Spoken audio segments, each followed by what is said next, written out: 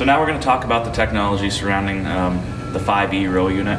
We're going to talk about some things to look for as far as electronics on the 5E row unit, and some points of interest as you might encounter some things out in the field that would require some further diagnostics. So first I'll just go over some of the components of the row unit. We've got the row unit controller up here. This is what's monitoring the ride quality of the row unit, commanding the seat and the motor, monitoring the seat and all that stuff. We have the electric motor back here, and then this gearbox that's driving the meter itself. We have the row unit harness that ties all that together.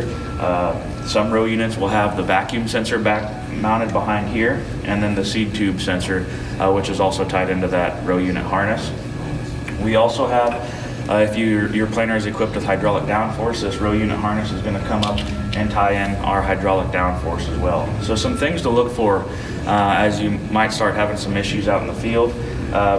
Pre-season, good idea to come across these gearboxes and just give these a quick twist. Make sure there's not excessive play within these. Try to wiggle them up and down.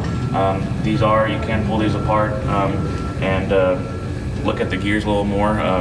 Usually there's no repairing these. If you get a little excessive play, we have to get those replaced. The next thing is just going to be this row unit harness. If you start to have issues with like a vacuum sensor or something, those are tied into these. It's fairly common for these harnesses to get pinched. There's a lot of pinch points in here. So always important to make sure that you got these zip tied up and out of the way.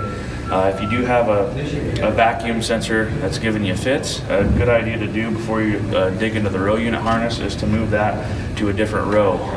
Every row is going to have a plug-in for that, so you can go and change that to a different row, and then in your display go in there and zero that out. That way you can verify that it is the sensor, not the row unit harness.